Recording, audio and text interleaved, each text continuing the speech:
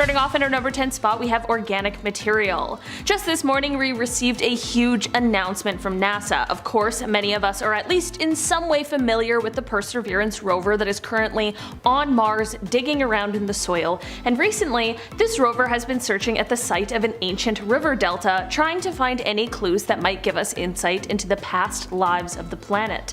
Well, that sweet little rover has made its most important discovery to date. A few recently collected samples have been confirmed to include organic matter. This means that the Jezero crater, which likely was once the home to a lake that the delta emptied into, well, it would have potentially had a habitable environment about 3.5 billion years ago. These organic molecules are supremely important because they represent the building blocks of life, like carbon, hydrogen, and oxygen, and while this discovery doesn't just flat out confirm the past existence of life on the planet, it is one of the strongest clues we've ever received, which is absolutely unbelievable. In our number 9 spot today, we have the mysterious beam. Before I dive into this one, guys, please don't forget to hit that thumbs up button if you're enjoying this video so far. It does really help us out. Pretty recently, scientists explained that they captured a mysterious beam of energy that was coming from the star that is the closest known star to the Sun, Proxima Centauri. This star is small and low mass and is located about 4.2 light years away from us. The thing about this star is that it has one rocky exoplanet that is 17% larger than Earth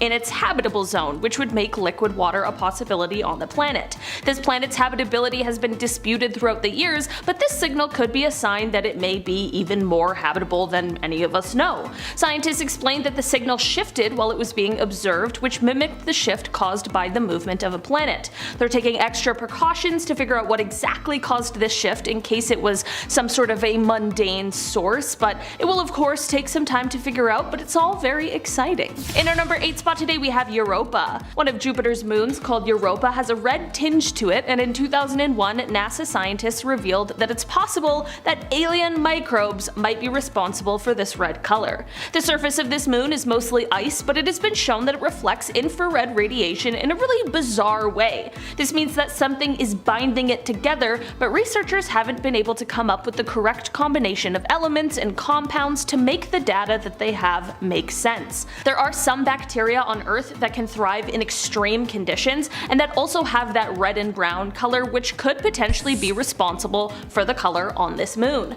The surface temperature might be too cold for them to survive, but the warmer interior might be where they are located. Some geological activity on the moon could then push them closer to the surface, where they are then flash frozen in place. Number 7. Swarm splash. We now have 2 videos taken from military personnel from apparently the same incident. Isn't that interesting? Makes it realer and realer, doesn't it? The radar footage released by Jeremy Corbell shows multiple objects popping up and around the Navy's USS Omaha from an incident in July 2019.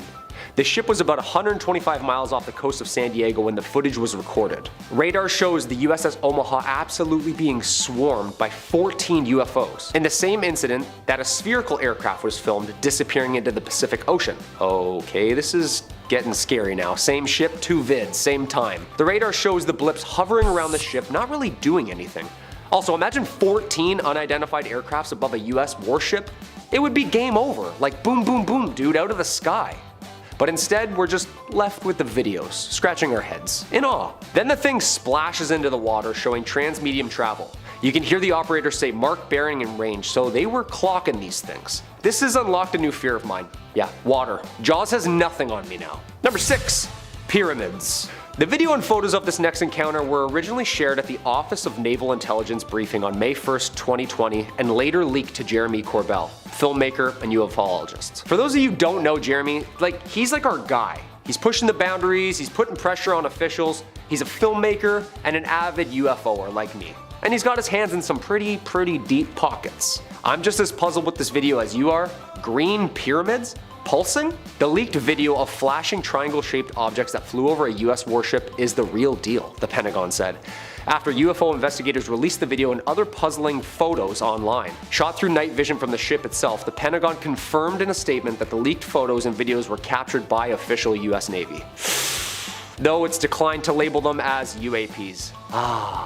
Quote, I can confirm that the referenced photos and videos were taken by Navy personnel, Pentagon spokesperson Susan Gao said in a statement. Okay, so they're real, but What are they? Is this what the Egyptians based theirs off of? I don't know, what do you think? Number 5. Congress. May 17th of this year was the first United States official Congress hearing in the last 50 years. Monumental. From Blue Book to UAPs. They tried to make this hearing look as dated and as boring as they could, but there were 2 videos shown at the hearing. One, a USO, unidentified submerged object, shown only to officials at a closed room conference after the hearing. And this one, the 2.3 seconds of something shiny just whizzing by a ship. Apparently they said it was a deflated balloon. I'm surprised it's not swamp gas way up there. See, this is the government we know and love. Leaking and sharing. One terrible video out of 140 cases between 2004 and 2021. And this is it? This is barely anything. Lawmakers were shown declassified images and footage of UFOs. I'd love to see their faces before and after the briefing. You know, they just walk in, walk out. Number 4. Mexico.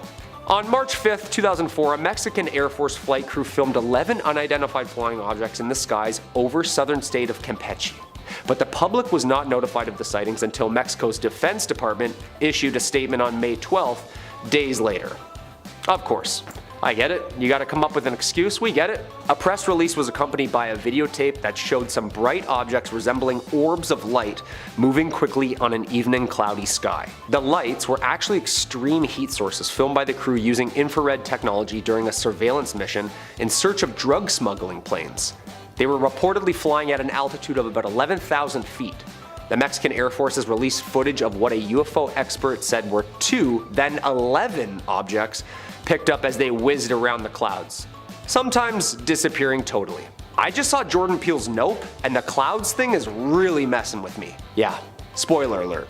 Sorry. In our number 3 spot today, we have the UFO footage. Remember during the pandemic when there was that footage from the Navy that went viral where it captured some kind of UFO, but we didn't really have the time to freak out because we were all just like watching Tiger King and wondering what the hell was going on and when we could go outside again? Well, let's freak out about it now, because what the heck was captured on those videos? The US Navy released footage a few years ago where they had captured video of some sort of wingless aircraft that was traveling at hypersonic speeds. Of course, people are wary to believe that this is a true sign of alien life and alien visitors, but the thing is, we simply just don't really know what it is. We know it's not something that is known to us yet, so this definitely could be a sign of some sort of alien life. I guess we'll just have to wait and see. But hey, if the Navy's worried, so am I. In our number 2 spot today, we have the bacterial experiment. On Earth, most living creatures require oxygen to live, but the problem with a lot of planets is that there's far more hydrogen and helium.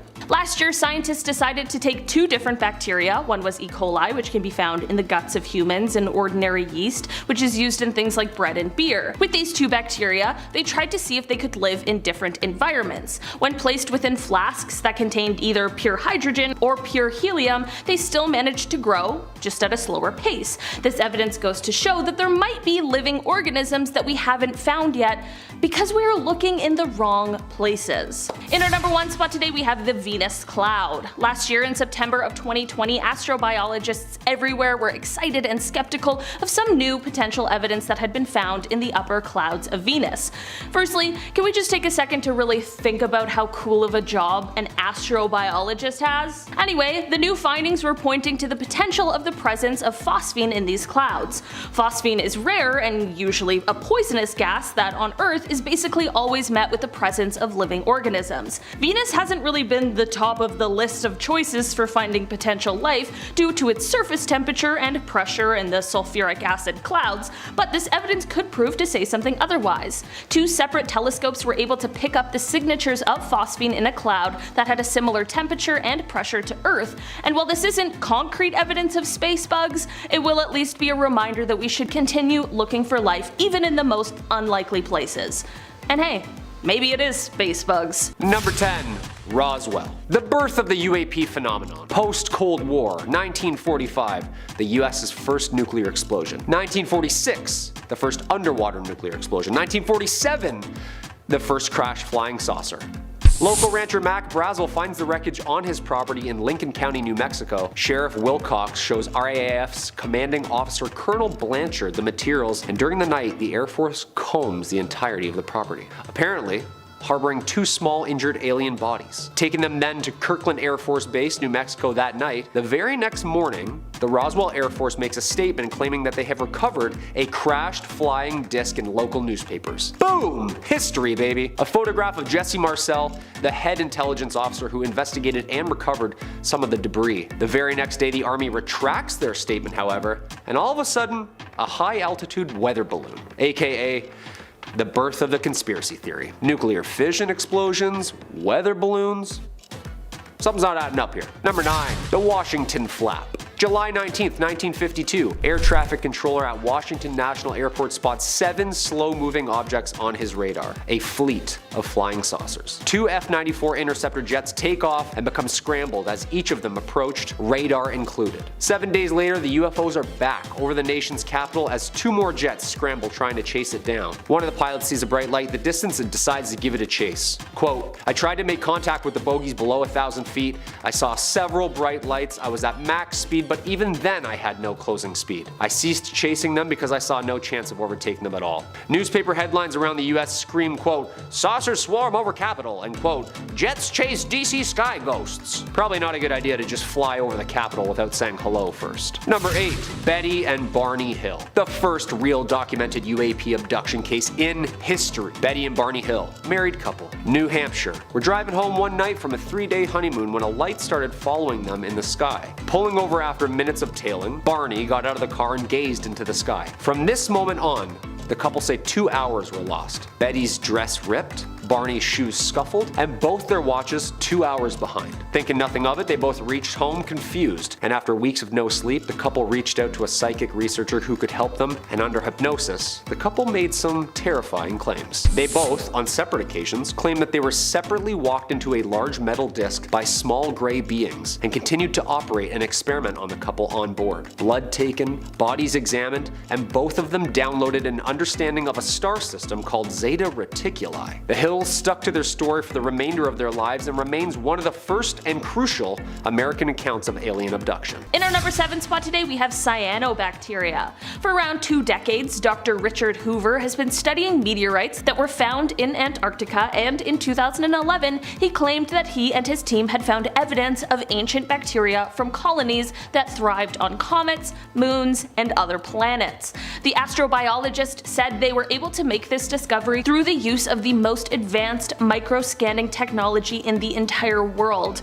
Dr. Hoover sliced open these meteorites and discovered what they call the remains of cyanobacteria, also known as blue-green algae. This type of algae is said to have a unique quality and the ability to thrive even in some of the harshest conditions, which is necessary when talking about surviving the extreme environment that some other planets hold, as well as just space in general. Dr. Hoover said that while some of the bacteria he had found was similar to those on Earth, he also said that some of the others were completely alien. He said, quote, "Neither I nor other experts who have seen the evidence have any idea what these creatures might be. I believe these findings indicate that life is not restricted to Earth, but is broadly distributed, even outside our solar system." In our number 6 spot today, we have the radiation-proof bacteria. In 2002, Russian astrobiologists hypothesized that a bacteria here on Earth may have actually evolved on Mars.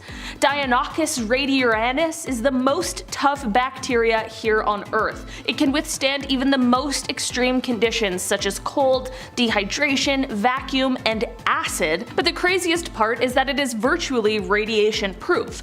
These little microbes can withstand several thousand times the amount of radiation a human can withstand, as well as more radiation than any other bacteria on Earth. You can even find this bacteria on the inside of a nuclear reactor. That's how radiation proof it is. Scientists did an experiment to see how quickly this bacteria could build up a stronger radiation resistance by zapping it with enough radiation to kill 99.9% of it, and then leaving the remaining 0.0% to repopulate before zapping it again and just repeating the process. It was concluded that it would have taken E. coli thousands and thousands of rounds to build up the same resistance that this hardy bacteria did in only 44 rounds. With this experiment, and based on the dose of radiation they gave each bacteria, it would take millions and millions of years to get even close to the amount of radiation they gave this bacteria in one cycle.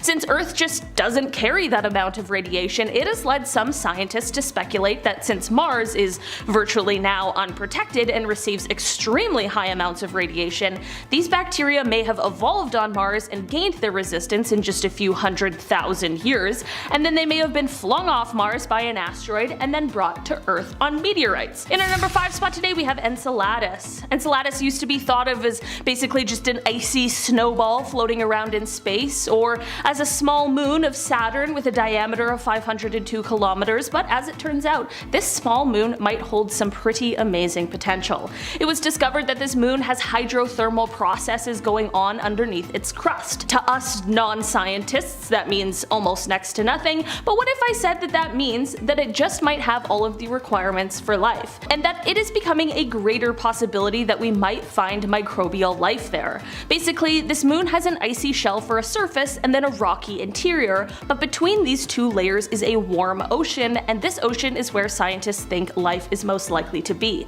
This discovery came almost accidentally when the Cassini orbiter arrived to Saturn in 2005, and it found water plumes shooting out of the cracks in the surface of this moon, which made scientists realize that it just may be geologically active. Through more research and by flying the orbiter through the water, by the time 2015 rolled around, scientists knew that it was holding all of the keys to life. While this little moon was never the original focus of research, it quickly took over with its incredibly exciting potential. In our number 4 spot today we have light shifts. In the latter half of 2015, a Penn State astronomer named Jason Wright explained that there were pretty erratic and spontaneous shifts in light that was coming from a newly discovered star. The star sits about 1,280 light years away from us on Earth, and these shifts were very similar to as if something was passing in front of our view of the star briefly before passing through.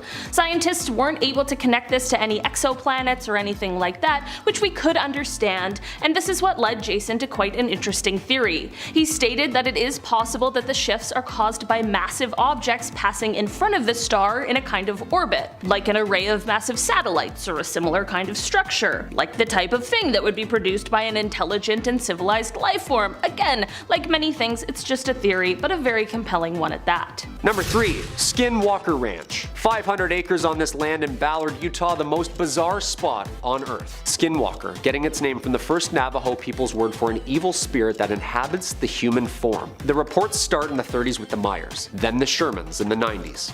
Then, Robert Bigelow, creator of Bigelow Aerospace, purchases the ranch for the development of UAP and consciousness research with the Advanced Aerial Threat Identification Program, or also known as ATIP. Gifted a budget to conduct research, this is where it starts getting weird. 2013 UAP researcher Brandon Fugel then buys the ranch from Bigelow, and History Channel's team of the Skinwalker Ranch series, an entirety of a crew of about 160 people, remain there to this day, conducting experiments and living on the land. Some examples of reports are hundreds of unexplainable cow mutilations, flying discs, orbs, ghosts, Bigfoots, and of course, a giant pulsing magnetic signature buried under the mountain. That's horrifying. Number 2.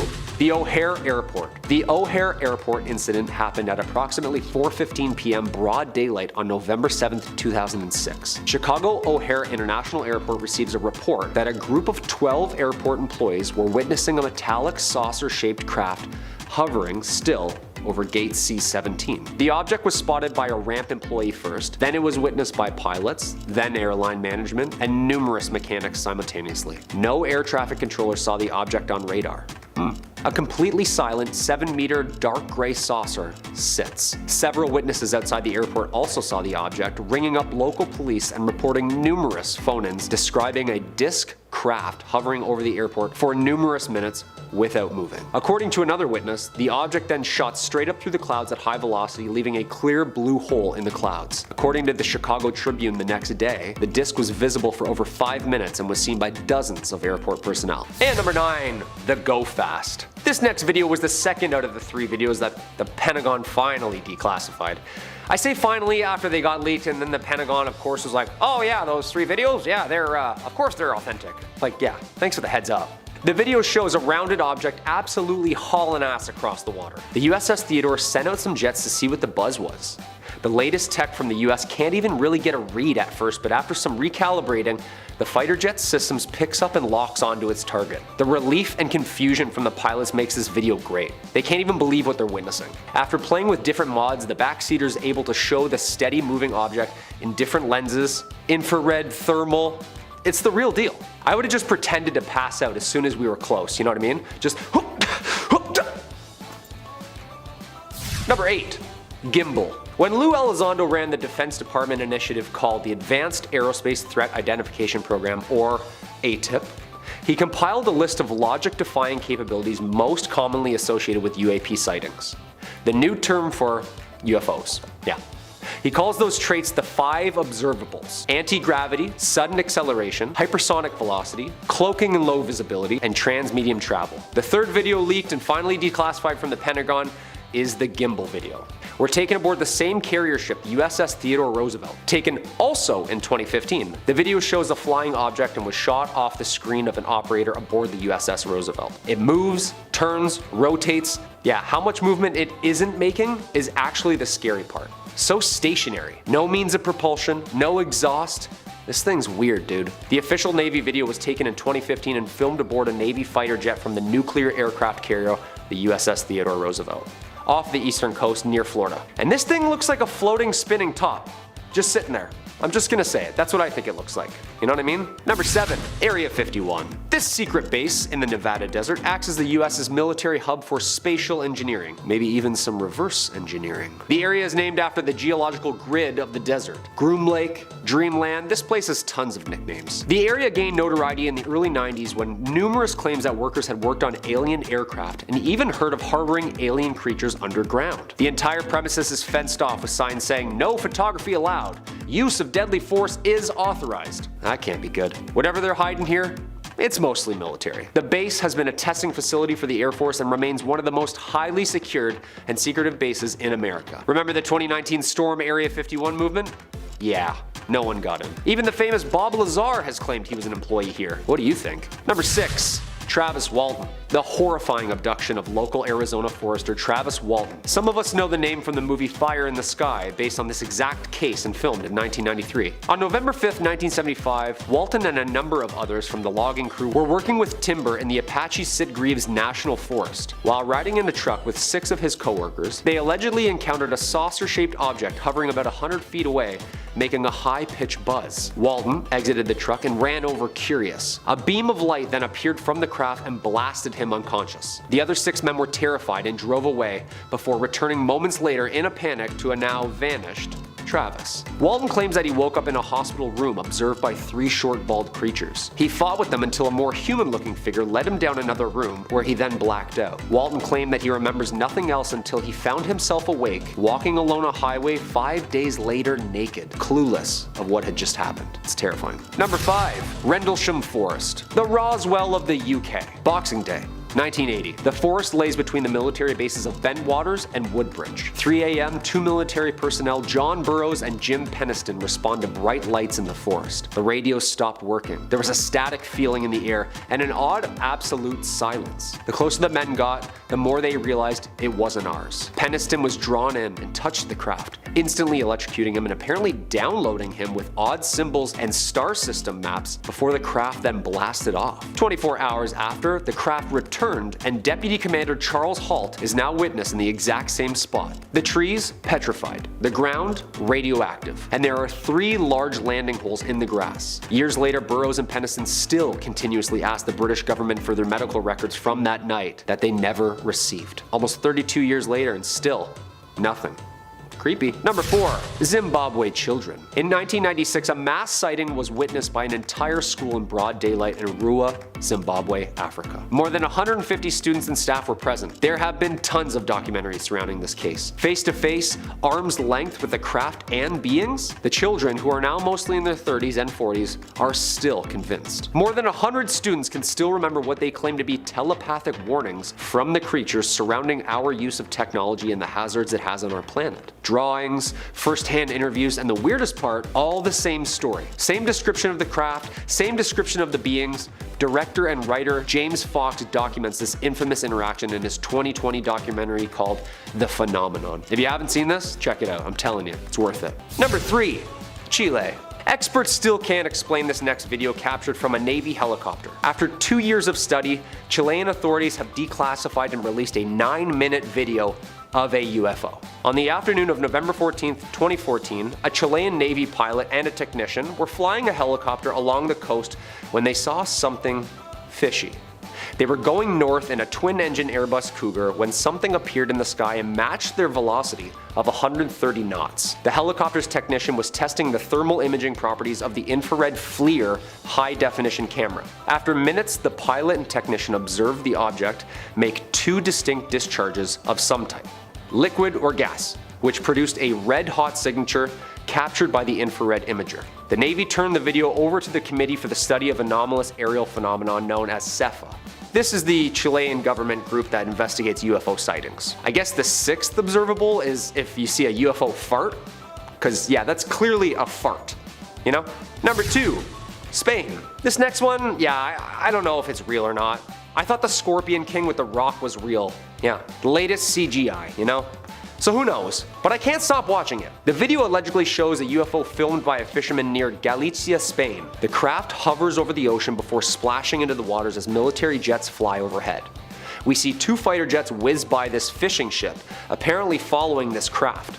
There isn't any official info surrounding this video, I just felt like it's pretty modern and shows some F-18s and the speeds that they fly at, you know? The fishermen film a 42-second video showing what I guess would be the Spanish military chasing a UFO accompanied by an unmarked blacked out chopper before slamming down into the water. If we use Elizondo's 5 observables and apply them to this video, we see low visibility, hypersonic speeds, and transmedium travel. The more I watch, it's gotta be fake, but after listening to all the fighter pilots talk about chasing these things literally into the water, it's got me thinking. I don't know. What do you think? And number 1, the Aguadilla Airport. This is probably my favorite UFO video. The longest, clearest, and most puzzling. The incident took place in 2013 in Aguadilla, Puerto Rico. Scientists who've analyzed thermal images of a flying object recorded in Puerto Rico are still trying to figure out what could have done this. A team of analysts working with the SCU, which is the Scientific Coalition for UAP Studies, a private group of scientists, military analysts, and investigators, produced a report analyzing this incident. It's a comprehensive stew of thermal, visual, and sensor data related to an unusual series of events in and around the Aguadilla, Puerto Rican airport. Yeah, they were experiencing a couple weeks of these things. This thing's just trucking steadily, splits into 2, turns directions. Safe to say this video does a great job of showing Lou's 5 observables. What do you think? Are these crafts being piloted, by the way, or are they being remote controlled? Either or, that's absolutely terrifying.